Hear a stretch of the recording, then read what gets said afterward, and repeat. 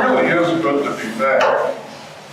And nothing is easier to speak about at this time than certain matters related to the Synod, right?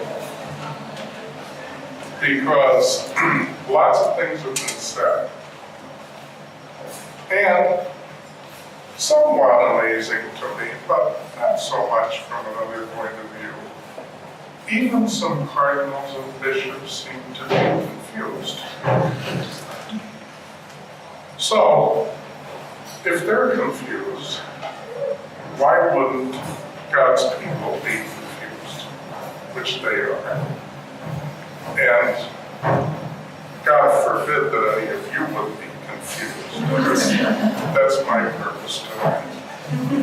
So I want to talk about two things that have been major themes at the Synod: mercy and conscience. Mercy and conscience. Now we have a year of mercy coming up beginning December the 8th. A whole year devoted to thinking and praying about the mercy of God, expressing our gratitude for the mercy of God, and most importantly, asking ourselves, how can I be a messenger of that mercy of God? That's what Pope Francis wants to come out of the year of mercy. Many messengers of mercy. And you look just like you fill the bill, as I look at you. But in order to be a messenger of mercy, we have to know what mercy is. And even some of the Synod Fathers seem to be confused about that. Mercy is internally, intrinsically related to sin. If there is no sin, there's no need for mercy. We know that St. John says in his first letter, if anyone says that he or she is without sin, that amounts to calling Jesus a liar. Because Jesus said, I've come to save you from your sins. That's what mercy is. This is my body broken for you. This is my blood poured out. Why? So that sins may be forgiven. So that there might be mercy. The Eucharist is a festival of mercy. Jesus is mercy incarnate. Mary is the mother of mercy. Hail, Holy Queen, Mother of Mercy, Mother of Christ. So mercy is related to a need for mercy that comes from sin. Now, mercy goes along with another word that Pope Francis likes very much, which is accompaniment. Accompaniment. Mercy and accompaniment. Some cardinals and bishops who are a little bit confused think that to show mercy is to give people a pass on sin. That is, we're going to come up with a way that you can commit certain sins or even live in sin and not feel guilty about it. Experiencing mercy does not mean committing sin and not feeling guilty. We'll get to later. Conscience does not mean committing sin and not feeling guilty. Mercy means not taking away the cross from the one who is suffering. because of sin. Mercy is not taking away the cross. Jesus didn't even take away the cross from himself. Remember on the cross, if you're the Son of God, come down from the cross. Well, he didn't take it away. His Father, when Jesus cried out, my God, why have you abandoned me? The Father did not respond by taking away the cross. Mercy is another word for compassion. And Latin scholars know cum compassion, to suffer with. Mercy and compassion and sympathy, they're all the same word. Compassion is Latin, sympathy is Greek. Sympathine, to suffer with. So mercy means accompanying the sufferer under his or her cross, in his or her difficulty. It doesn't become trying to take the place of the Messiah and remove the cross from their life.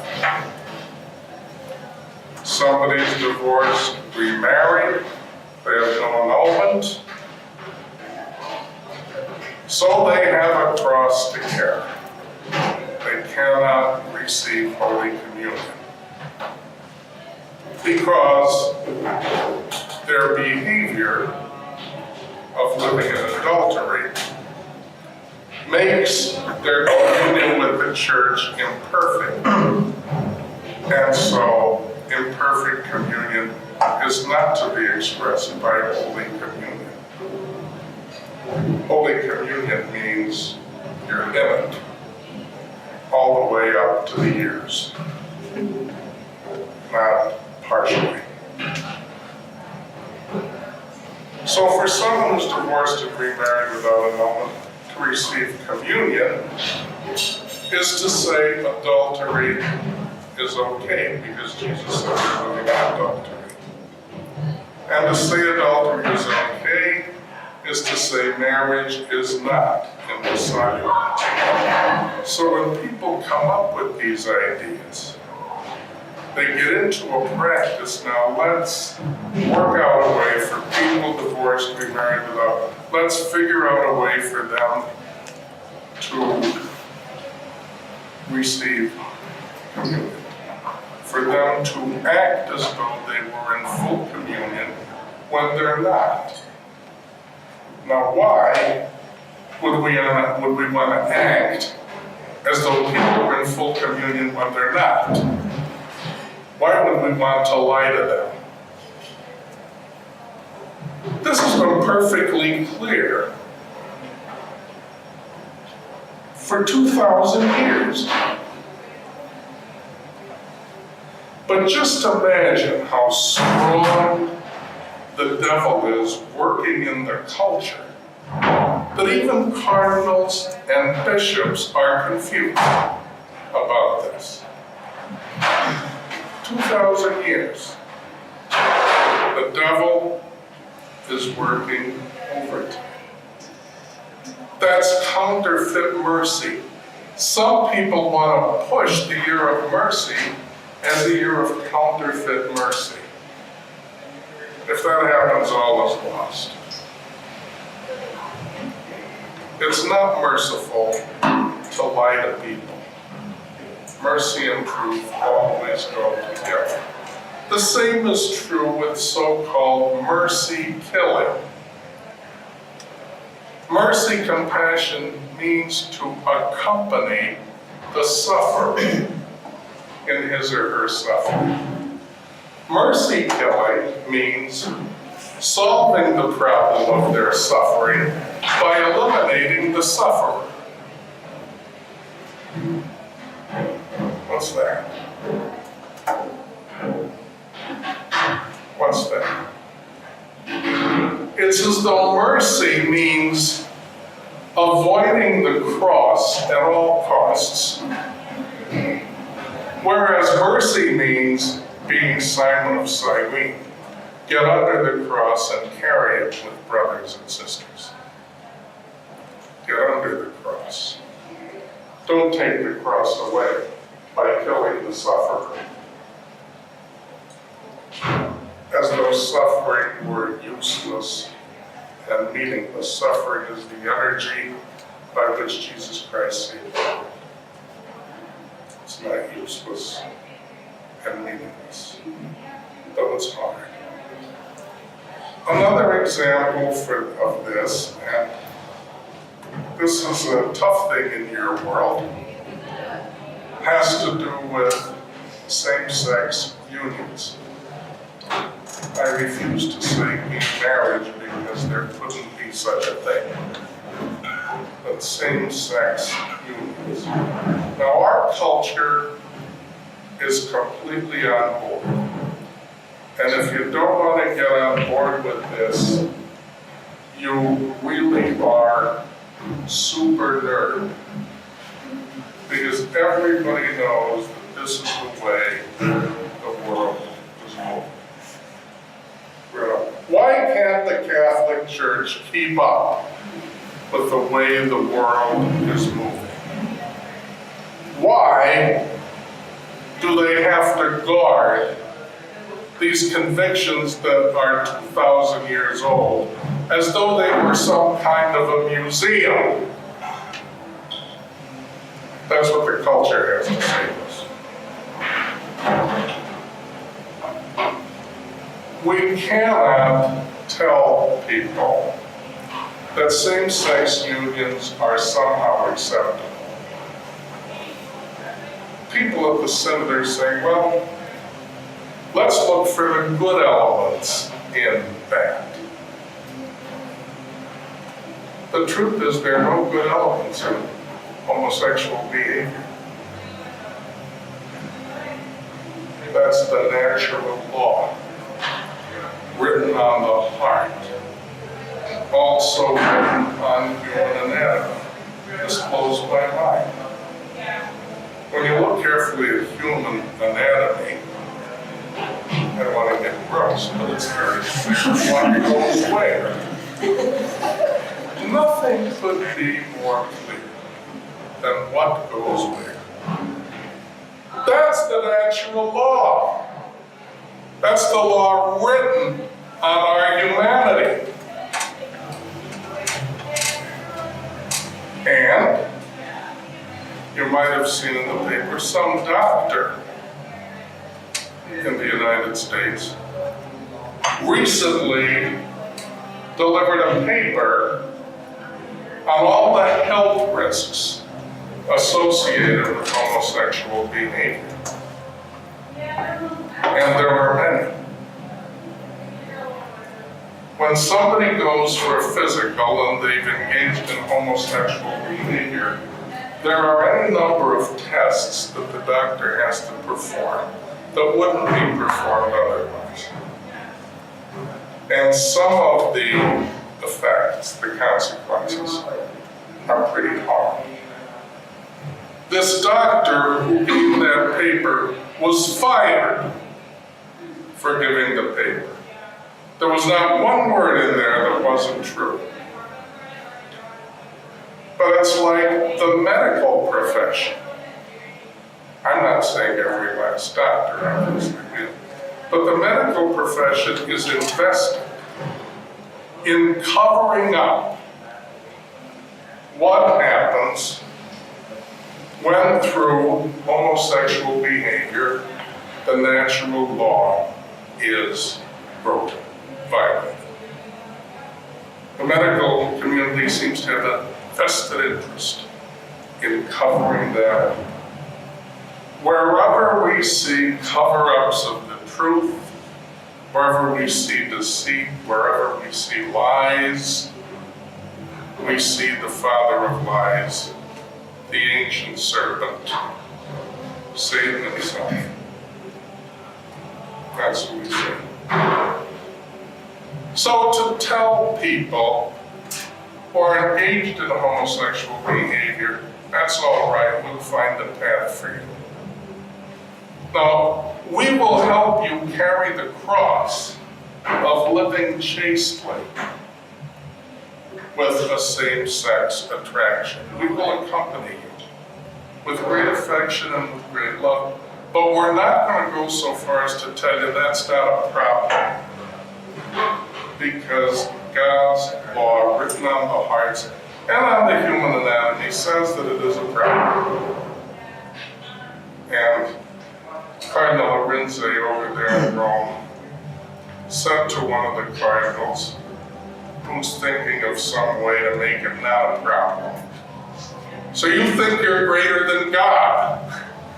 He said, "God wrote the natural law, but you think that you know better than that."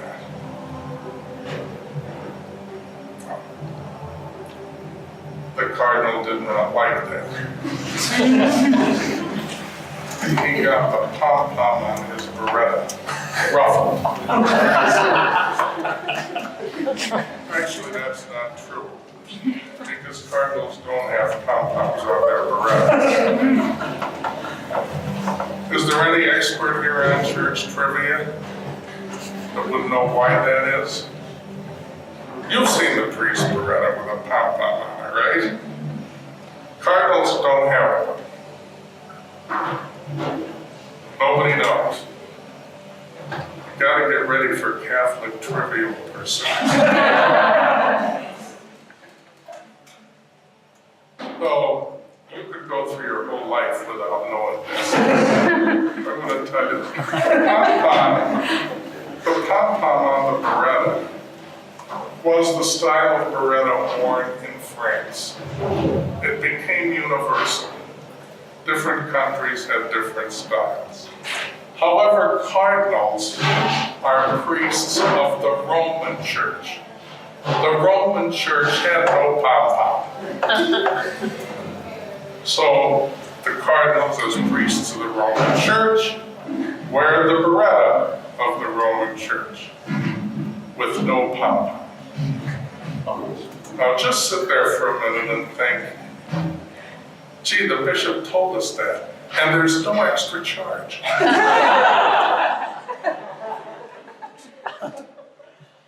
There's no extra charge to that. But mercy means accompaniment under the cross. It never means taking away the cross. We're not capable, we're not the Messiah. And the Father did not take away the cross from his only Son. It never means taking away from the cross. It means accompanying the person under the cross. So, for the church to change its teaching about homosexual behavior, about same-sex unions, about mercy killing, whatever. To do that as a sign of mercy takes away the sin, which is the reason for mercy. If we say it's all okay, that's not a way to show mercy. That's a claim that mercy is useless. So for the year of mercy, please help us, Lord, not to make mercy useless by doing away with sin and by thinking that we're the Messiah, you or I, and that we can take away somebody's cross, change the truth that the church teaches, and so take away their cross.